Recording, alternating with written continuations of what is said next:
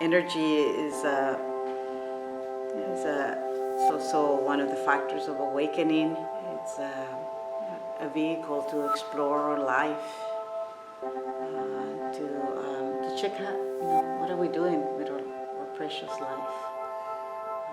What are we doing? What are we here for? And each of us have that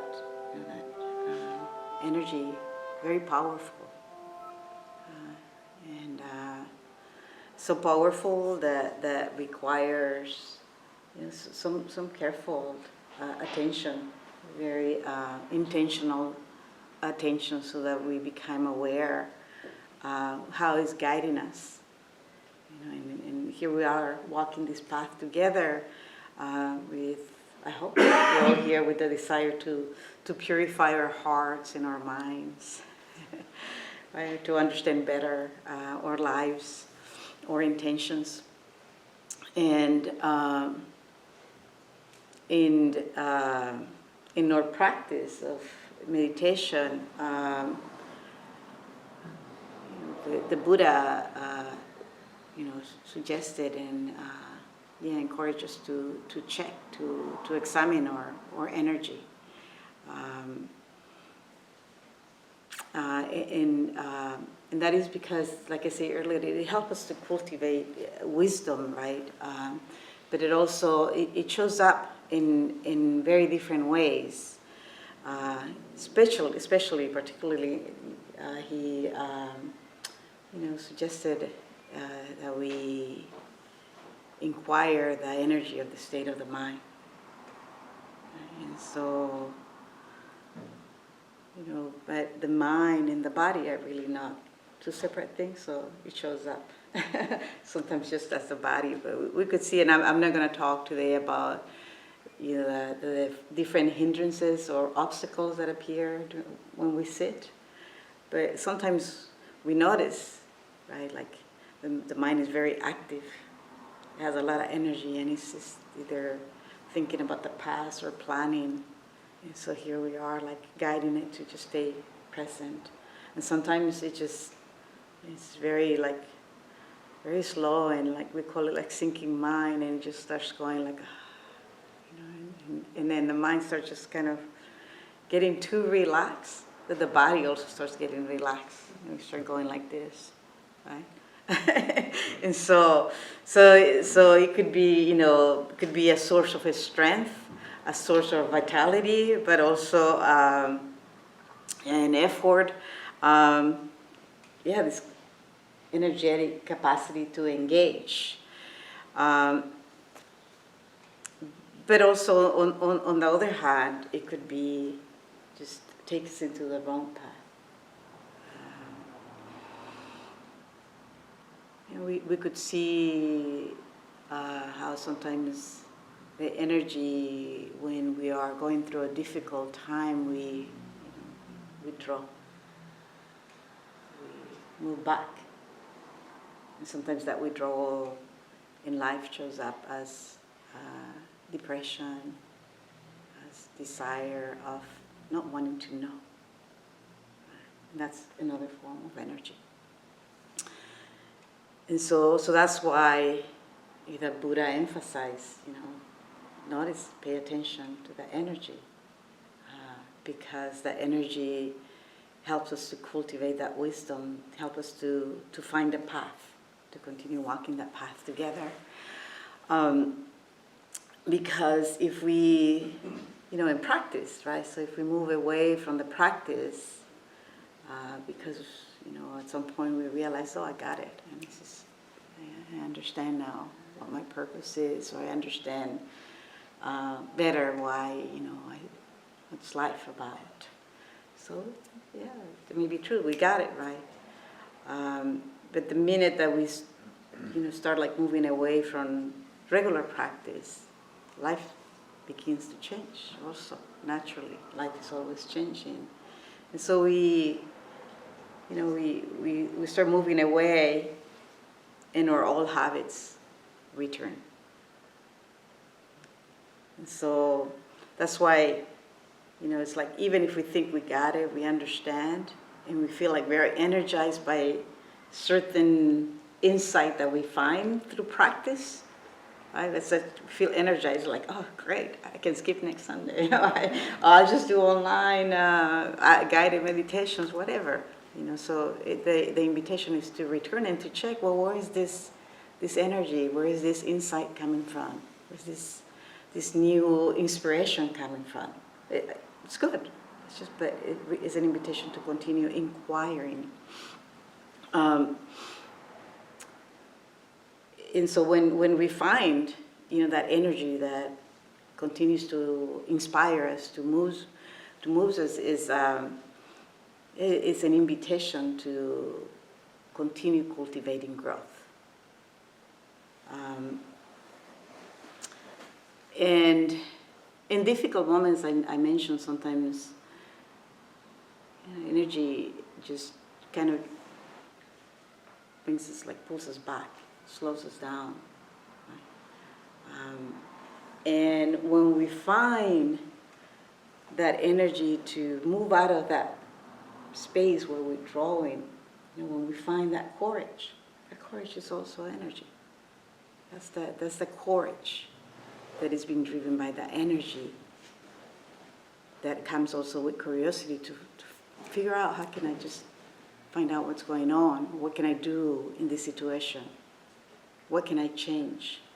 What's causing this discomfort, this suffering? And so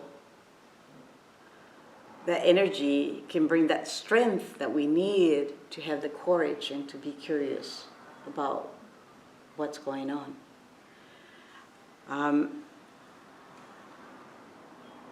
Sometimes the energy comes as masquerade, as a masquerade.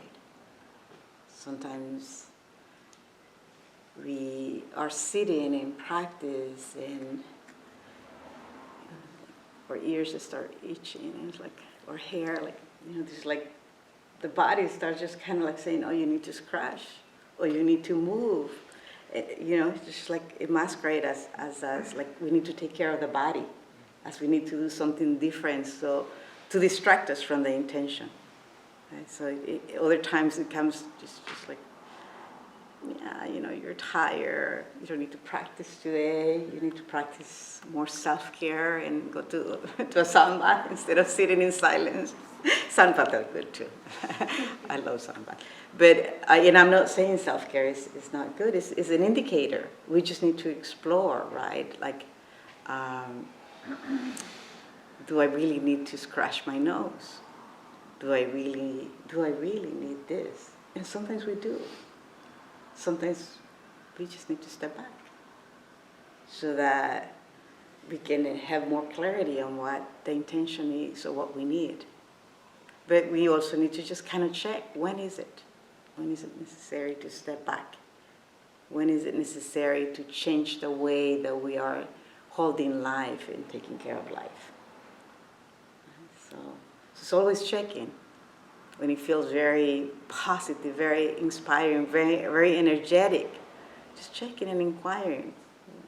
Where is this energy coming from? Where is it going? And also when we're feeling a little bit too sluggish, when we're really going back.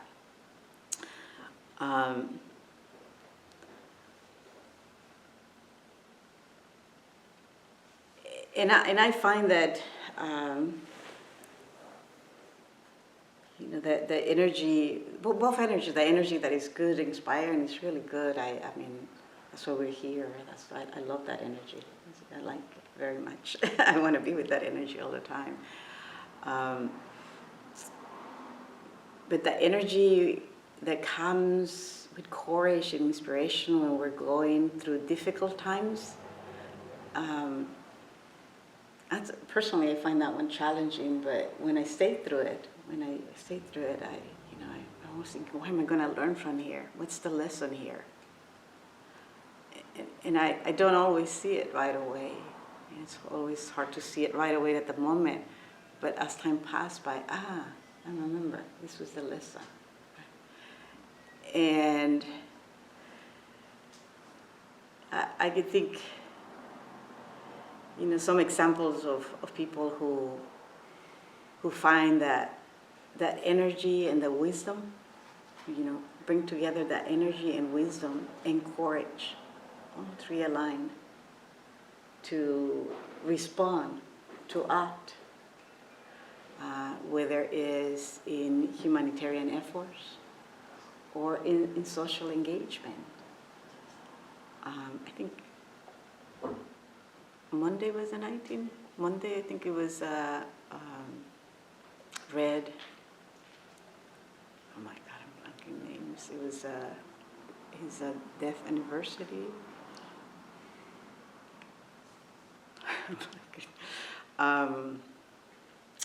Anyway, he was one of the civil rights movements. I forget. His name is going to come in a minute. Wow, I'm blanking. He just had a birthday. Huh? His nickname was Red because he's black, but he had red hair. I'll come back to him in a minute. But anyway, it was Martin Luther King is another person who, was engaged during very, very difficult times. Engaged with courage, with awareness and insight, with clear insight of what was right, what was justice, and what was not justice. Right? Mother Teresa is another person who's been always, in my mind as somebody who, had that energy with wisdom to be engaged in the front lines of suffering. And we can think about other people that are not famous. I also see that alignment of energy, courage, and curiosity in people who have terminal ill diagnosis and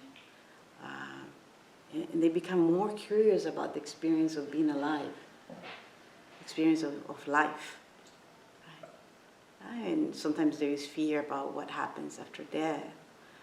But instead of moving the energy in that fear, it's more like, wow, this is my life right now. How can I live this life to the fullest?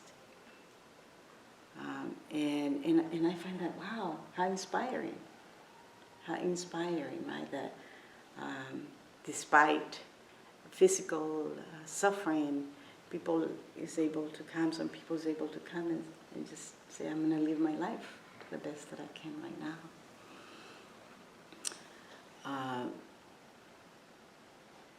And so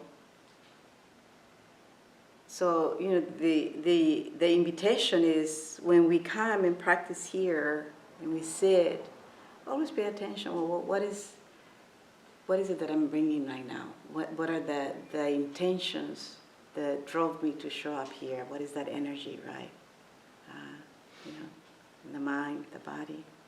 And as we sit and practice in silence, or even through the guided practice, staying aware and examining, well, how's the mind right now? It's distracted. Can I just align it here with the intention to have more clarity? The body's feeling, okay, well, the body needs to be re-energized. It's okay.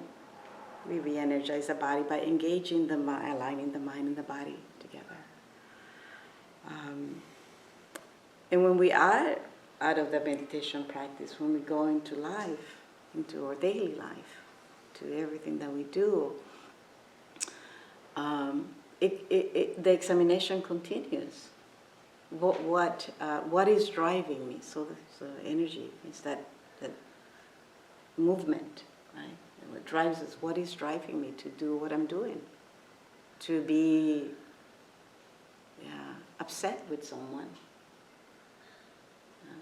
to be engaging in whatever action, and finding, well, is that energy that is moving me, is that leading me into something that is going to bring wholesomeness is going to bring joy and well-being to my experience.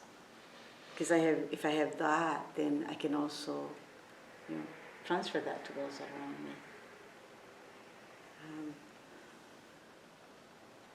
And so, examining the state of the mind, and again noticing, if how the state of the mind is affecting our body, impacting our body, continuing that practice, so that we can maintain whatever insight, without minimizing whatever insight or wisdom we are finding through our practice, to continue maintaining that, and to allow it to continue develop as life continues.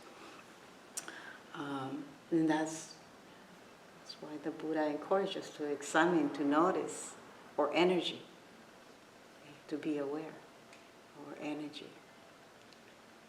I'm going to pause there. Maybe now that I'll pause, I'll remember the name. Huh? Malcolm X, yes. And I apologize, I took off the mic. I hope. I don't know. It was okay, Teresa? It's okay. Yeah, okay, so sorry. If there was something that wasn't clear, please let me know. And, or if you have any questions. Perhaps, they don't have to think too hard, but what was the quality of energy in the mind during today's practice? Sometimes it's as simple as that. It's like the first of the practice, can we notice what is the energy that we bring today? So the question for those online is that sometimes finding out where the energy is coming from, right? It's a little bit more challenging, and I think this is what I'm understanding. And the awareness of where that the energy is going, the direction of the energy is going. Sometimes it's you can notice it, right? And you can also notice that the energy is going into a place that may not be as wholesome. Growth-oriented. Health-oriented, right? And I don't know. What do you think? Are you aware that it's not health-oriented? I mean, yeah, but this seems to be those are the things that actually activate the energy becomes more potent on the negative side for some reason for me than it does on the positive side. Maybe that's just a matter of the length or duration of my practice, where I haven't quite quelled those more tumultuous storms in my attention, but I just was curious to know if there's a particular practice that's recommended for, I try just redirecting my attention, but the lure is, the energy just keeps wanting to go to the left, turn back to the left. Yeah. I mean, that's so brilliant, right? That's what the Buddha say. Pay attention to your energy, examine the energy, right? Because I think knowing where is it coming from is important, because that gives us information, right? Why am I having this urge, this energy to go into this way? But sometimes it's not easy to know where is it coming from. But it's good to inquire, to investigate, right? And energy could be just such an adrenaline kick, right? I was saying, that inspiring good energy that, wow, wants me to create or do things, the energy that inspired people to do beautiful drawings. So that's one way. The other one is wow, I want to go and have a drink. I want to go party. I dance a lot. I dance a lot. I used to dance 4 times a week. Now it's less. And that, it's like staying up late and then getting up early, like really late. And so I started questioning, well, what is it? You know, am I like feeling in an emptiness? Right? And for a long time, and am I feeling like, you know, some emptiness, some sadness? What is it that I'm trying to cover, right? And so I've been doing this for years, and I continuously go back and examine why do I keep going? I have reduced it, I have stopped, and then I want to go back. At the end, you know, I just love it, and I have a lot of fun. I just enjoy it, right? And when I'm there, it's like, wow, this is so good, you know. And so that's it. Sometimes, yes, maybe I am feeling in you know, a gap. But in general, I do it because I really enjoy it and it doesn't bring me any harm. I actually feel so great when I dance, and I bring a lot of joy to my life and to those to dance with me. But I'm always just kind of asking myself, why am I doing this? You know, because I've been doing this for many years. I mean, inquiring brings energy, requires energy too, right? Because it requires to kind of step a little bit back and see, okay, you know, and it doesn't even have to be in a Buddhist way, but just in life. You know, that's Buddha's teachings about life, about living, okay. You know, what is this doing to me? What is this bringing? Why am I doing this? How does it feel? Whatever you do, you are curious. So it's not just inquiring, it's about being curious, right? Because you could have a list of, you know, words to inquire, but it's like, what is the curiosity? What is it that you want to know? What is it that we want to know? What is it that we want to change that we're not happy with? Or what is it that we are enjoying and we want to cultivate? You know, we have an intention of changing a habit. We have an intention of reducing suffering. We have an intention of living life fully, you know. And so sometimes it begins really big, and then we just need to narrow it down. You know, why am I curious about this? Sometimes we just complicate it more by trying to put it all into that. But first it's like, oh, what is it that I care about? What is important for me? How do I want to live my life? So it's just the intention.